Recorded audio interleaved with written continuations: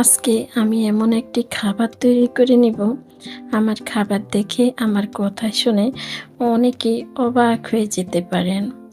অনেকে বলতে পারেন এমন খাবার তৈরি করে নেওয়া যায় নাকি?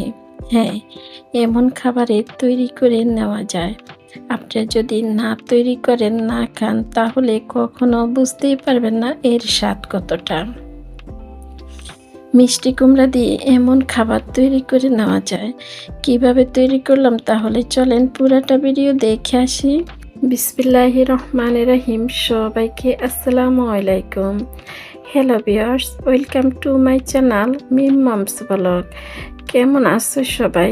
আশা করি তোমরা যে যেখানে আছো সবাই ভালো আছো। আলহামদুলিল্লাহ, আমিও ভালো আছি। চলে আসলাম প্রতিদিনের মতোই আজকে আরও একটি ভিডিও নিয়ে। আশা করি আজকের ভিডিওটা তোমাদের কাছে ভালো লাগবে। ভালো লাগলে একটা লাইক দিয়ে পুরোটা ভিডিও জুড়ে সবাই থেকে দেখে যেতে পারো। এই মিষ্টি কুমড়ার লাড্ডুগুলো তৈরি করার জন্য আমার লাগবে মিষ্টি কুমড়া। এখানে 1 কেজি পরিমাণ মিষ্টি কুমড়া নিয়ে নিলাম। মিষ্টি কুমড়াগুলো একটা চামচ দিয়ে ভিতরের বিচির অংশটা বাদ দিয়ে দিলাম। এরকম ছোট ছোট করে টুকরো করে নিলাম। এবার ভালো করে ধুয়ে নিলাম। ধুয়ে একটা পাতিলের মধ্যে মিষ্টি কুমড়ার টুকরোগুলো আমি দিয়ে দিলাম। এবার মিষ্টি কুমড়া সিদ্ধ করার জন্য এখানে আমি দুধ দিয়ে দিলাম।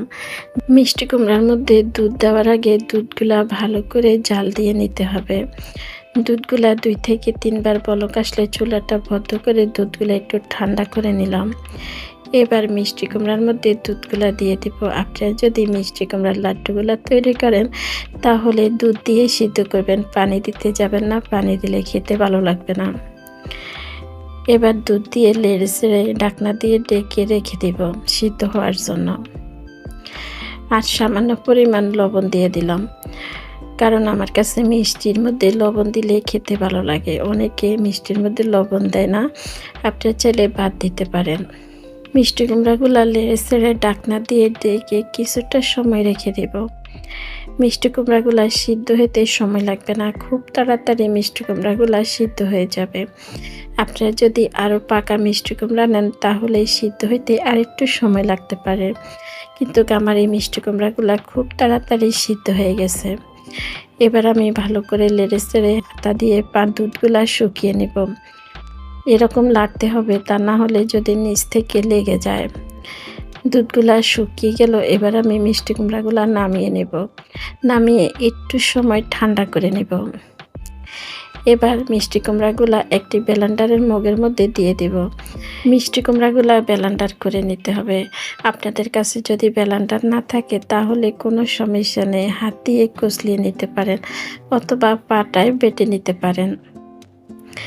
এবার আমি ব্লেন্ডার করে নিব মিষ্টি কুমড়াগুলা।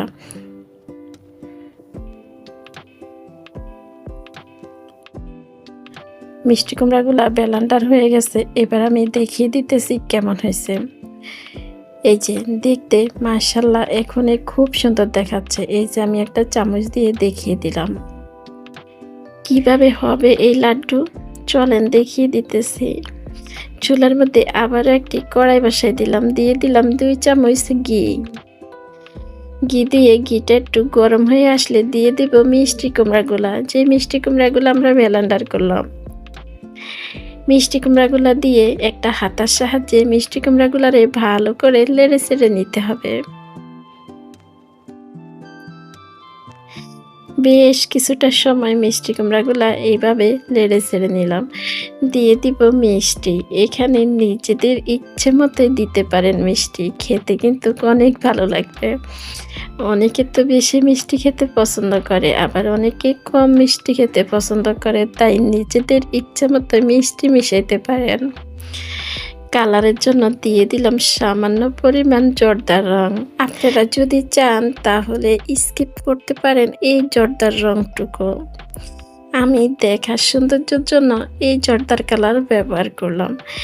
এবার খাবারের টেস্ট বাড়ানোর জন্য দিতে হবে গুঁড়ো দুধ। আমি এখানে 1 কাপ গুঁড়ো দুধ দেব। দুধগুলা একবারে দিব না, অল্প অল্প করে দিব আর এইভাবে মিশিয়ে নেব। দুধটা একবারে কখনো দিতে যাবেন না, তাহলে দুধগুলা দলা পেকে যেতে পারে। এইভাবে অল্প অল্প করে দুধ দিব আর দুধগুলা মিশিয়ে নিব। এভাবে করে আমার কাছে মনে হইল মিষ্টিটা একটু কম হয়ে গেল, তাই আরও একটু চিনি দিয়ে দিলাম। ওই যে প্রথমে তো বললাম নিজেদের পছন্দ মতো মিষ্টি মিশাতে পারেন এখানে।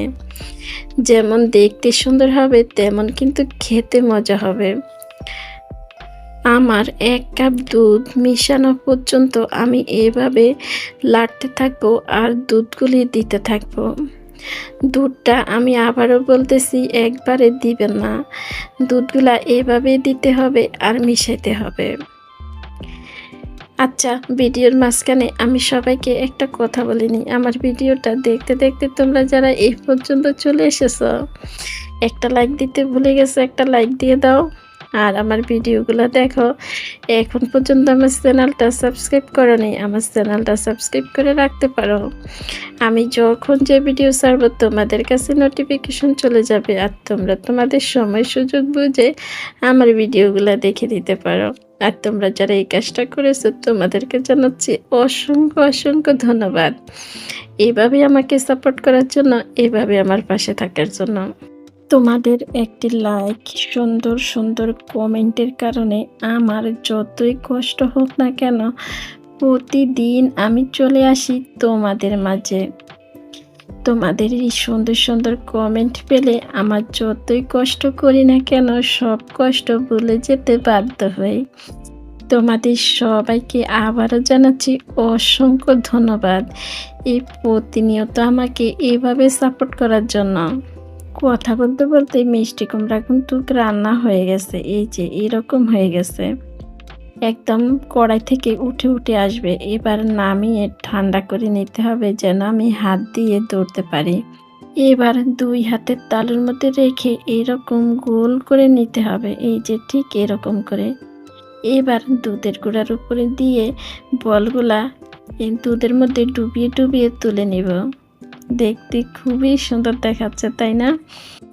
দেখে মনে হবে না খেয়ে নিই। এই যে দুধের গুঁড়ার মধ্যে দিয়ে এভাবে করে নেব, এবার তুলে নেব।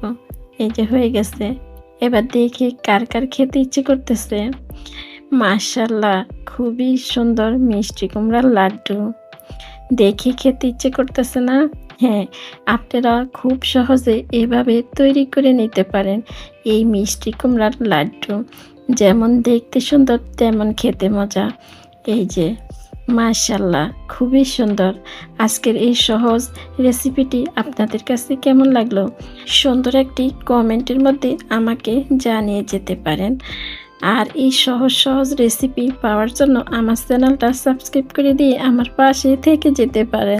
আজকের মধ্যে আমি এখানেই বিদায় নিলাম। সবাই ভালো থাকবেন, সুস্থ থাকবেন। সবাইকে আল্লাহ হাফেজ, আসসালামু আলাইকুম।